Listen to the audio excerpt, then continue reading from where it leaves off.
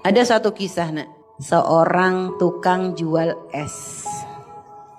Jadi ada tukang jual es. Ini katanya ada kisah diceritakan oleh seorang kiai. Satu hari gak sengaja dia jualan di satu tempat di dekat masjid. Gak taunya tiba-tiba setelah dia jualan masih banyak. Gak taunya datang segerombolan orang. Segerombolan orang kayak baru datang selesai acara gitu, lewat di depan dia terus dibeli esnya. Akhirnya orang ini penasaran, kok kayak baru datang rame-rame. Dari mana pak? Ini kata orang-orang tadi yang rame-rame, kami baru pulang dari acara Maulid Nabi Muhammad SAW. Akhirnya di mana acaranya? Ya kalau acara Maulid Nabi mah ya diganti-ganti, pindah-pindah tempatnya. Memang besok masih ada lagi? Ya masih ada, kalau udah musim maulid begini ya tiap hari selalu ada majelis. Besok di mana? Akhirnya dikatakan besok di satu alamat gitu lah, dikasih tahu alamat. Akhirnya besok si tukang jual es tuh mikir, wah ini tadi padahal yang datang cuma dikit, maksudnya ya segerombolan aja, ini aja udah bikin esnya dia laris. Berarti kalau dia jualan es di tempat yang di situ mengadakan majelis maulid Nabi, mungkin esnya bisa cepat laris. Akhirnya pergi dia. Cari deh besok alamat yang dituju. Bener di situ ternyata ada acara Maulid Nabi yang hadir banyak. Nah, subhanallah dia jualan di situ, esnya ludes dalam waktu singkat banget. Padahal biasanya dia jualan dari pagi sampai sore. Ini enggak, hitungan jam habis. Akhirnya dia senang, alhamdulillah enak banget nih. Besok nanya lagi dia, di mana lagi besok acara Maulid Nabi? Kasih tahu lagi. Ada di tempat ini, datang lagi besoknya dia, habis lagi dalam hitungan jam.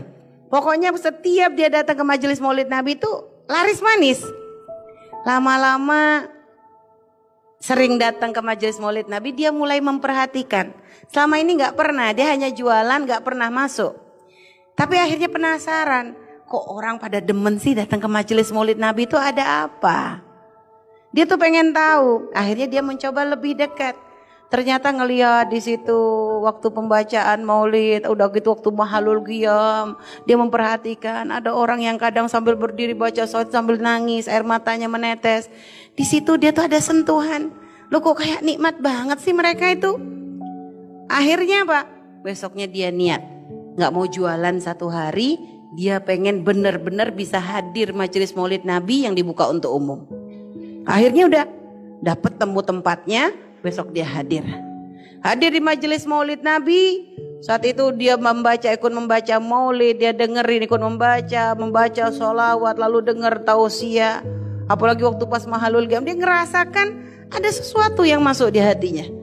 Dia ngerasakan kayak ada getaran khusus, sehingga dia tuh sampai nangis. Dia sampai, ya Allah, kok ternyata hadir majelis maulid Nabi tuh nikmat banget. Kenapa gak dari dulu aku tuh hadir? Dia merasa bersyukur banget. Akhirnya rasa candu dia. Kecanduan datang ke majelis maulid Nabi. Keesokan harinya mulai ada peningkatan. Biasanya dia jualan. Terus setelah itu dia mencoba untuk hadir. Akhirnya keesokan harinya dia jualan. Plus dia bagi-bagi es gratis untuk orang yang datang ke majelis maulid Nabi.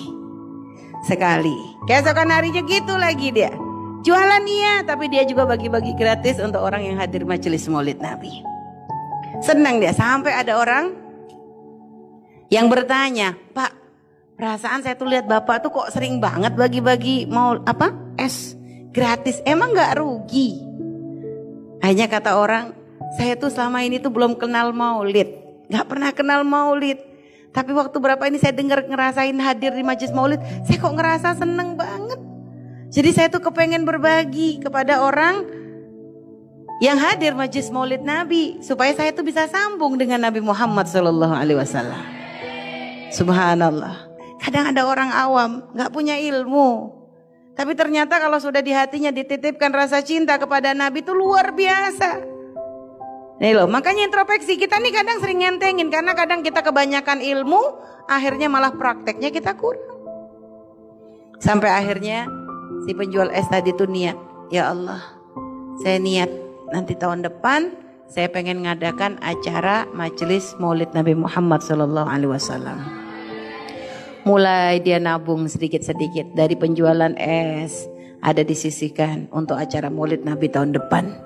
Terus setiap hari sampai akhirnya begitu memasuki bulan Maulid tahun depan, dia punya duit cukup untuk mengadakan acara Maulid Nabi. Akhirnya senengnya dia, ya Allah, alhamdulillah. Akhirnya bisa ngadakan majelis Maulid Nabi di rumah. Akhirnya belanja, dia ngundang 100 orang, gak tanggung-tanggung. Pengen siapin untuk 100 orang acara Maulid Nabi di rumahnya tuh, ngundang 100 orang. Dipanggil tetangga-tetangganya, diundangin semua, didatengin satu-satu, gak pakai undangan, didatengin. Datang ya, saya mau ngadakan acara Maulid. Datang ya, saya mau ngadakan acara Maulid. Udah gitu dia belanja sendiri ke pasar, dia siapin sama keluarganya, bener-bener hidangan untuk menghormati orang-orang yang datang ke majelis Maulid Nabi yang sudah disiapkan olehnya. Cuma tukang jual es ini kan ya di matanya orang-orang tuh kan ya orang fakir.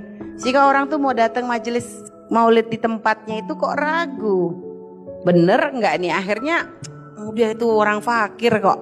Dia tukang jual es, paling nanti di sana ya ada orang kadang yang datang Maulid datangnya pengen cari berkat. Ada orang model begitu. Akhirnya ya tetangga kanan kirinya tuh nggak pada datang. Ditunggu sama dia jam 7 malam ya, ngadain malam. Kok nggak ada yang datang? Ditunggu jam 8, nggak ada yang datang. Akhirnya gimana? Duh, ini kalau nanti kemalaman gimana? Ya sudah, akhirnya sampai jam 9 ditunggu, ternyata nggak ada yang datang. Akhirnya sedih dia. Ya Allah, nggak ada yang datang. Cuma dia langsung dengerin keluarganya, istrinya sama anaknya 2 orang. Ya sudah, kalau memang nggak ada yang datang, kita aja yuk baca Maulid. Dia baca Maulid dengan keluarganya, dengan istrinya, dengan anaknya. Dia baca Maulid. Dan subhanallah, pada waktu Mahalul Qiyam, dia benar-benar ngerasakan nikmatnya baca Maulid. Sehingga di Mahalul Qiyam tuh dia nangis. Dia tuh ngerasa sangat dekat saat itu dengan Nabi Muhammad SAW. Dia nangis, dia ngerasa bersyukur, ya Allah. Satu sisi bersyukur karena oleh Allah diberi kemudahan untuk bisa mengadakan majelis Maulid. Satu sisi sedih. Kenapa di saat dia punya keinginan mengadakan majelis Maulid kok gak ada yang hadir? Sedih dia. Ketika dalam keadaan nangis begitu nak, tiba-tiba ada yang ngetuk rumahnya. Ada yang ngetuk rumahnya. Setelah itu begitu dibuka oleh dia pintu itu, ternyata ada datang serombongan orang, ya, datang serombongan orang pengen hadir majelis Maulid tersebut. Dan ternyata di antara rombongan tadi dia melihat ada satu sosok yang sangat menakjubkan bagi dia. Satu sosok di antara tamu-tamu yang datang tuh yang di mata dia tuh ini orang nih ajib banget. Luar biasa banget. Dia tuh seneng, ya Allah ini tamu dari mana? Dia gak pernah ngelihat wajahnya, gak pernah tahu. Tapi ini dari hatinya nih kayak ini orang nih bukan orang sembarangan. Dia tanya, Bapak siapa? Akhirnya dijawab, aku Muhammad Rasulullah. Karena subhanallah, Nabi diberi kemuliaan oleh Allah bisa mendatangi siapapun dalam keadaan terjaga. Dan itu pangkat. Setelah itu subhanallah nak, kejadian itu benar-benar menjadi sebab dia semakin cinta dengan Nabi Muhammad SAW. Sholawat tidak pernah terlepas dari lisannya. Sampai menjelang kematian pun terus mulutnya terus bersolawat. Dan selalu dia berpesan kepada keluarganya, ngasih amanat, ngasih wasiat sampai kapanpun minta kepada keluarganya untuk selalu mengadakan majelis Maulid Nabi Muhammad di rumahnya. Subhanallah.